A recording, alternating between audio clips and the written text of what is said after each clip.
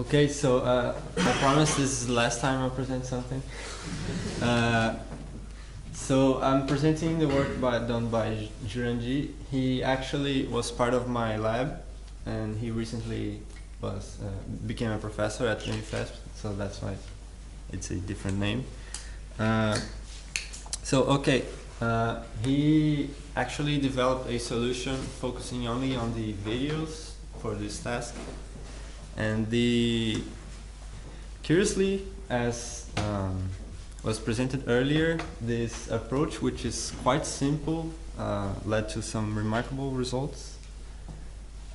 He didn't use any features. He actually extracted the video features himself and ignored audio features and the textual features. And what he done was he used several different rank learning algorithms, 5 actually, which I'll go into detail later. And then he compared not 5, 4, and 1, which is the combination of the previous 4. So he compared the rankings, learned from the results from the rankings of each different ranker with the combination of these rankers, and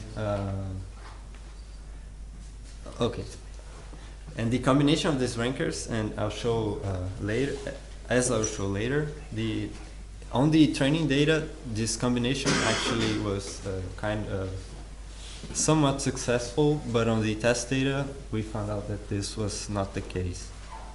So for the visual features, he actually uses a technique he developed in 2011 for extracting motion patterns from video. This technique is quite simple, actually. The MPEG codec represents video using what is called iframes, which are intercoded frames. And these frames are capable of generating the intermediate frames, which are between each iframe. So from the iframe, he extracts features using these macro blocks and pixel blocks. So these pixel blocks actually contain a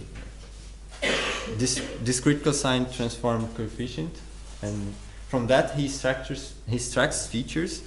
These features are separated into temporal and spatial features related to motion, and then he builds a histogram distribution based on that. So these histograms are then used to as a representation of each video. So these are the rank algorithms he used to learn the ranks.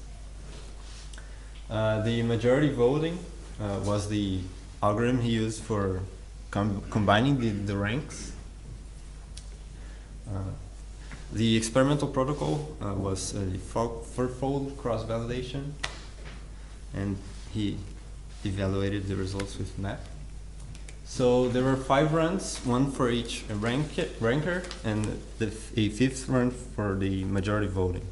So on the development data, we see that the majority voting actually has a better median than the others. But on the official submitted runs, he found out that the ranking SVM actually had the best result, which was surprisingly the best result overall. So these are some quite cluttered comparisons between each video with respect to each ranker and the majority voting.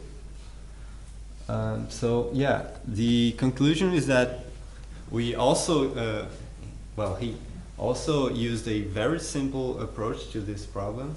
He extracted the features himself using a very simple technique that takes advantage of the representation of the video itself.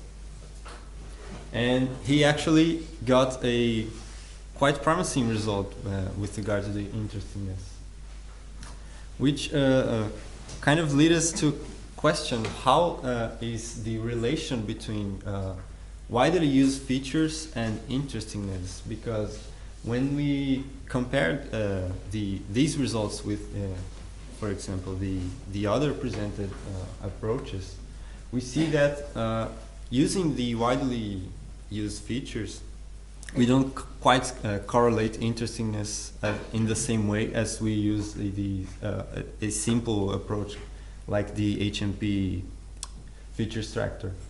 So it may be the case that interestingness is not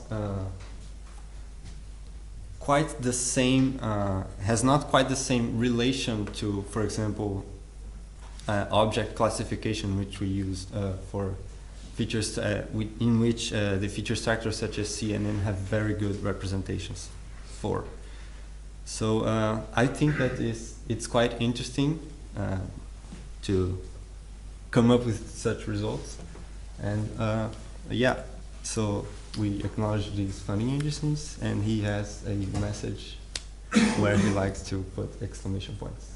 So if anyone has any question, you can send him an email. Thank you, you read my mind.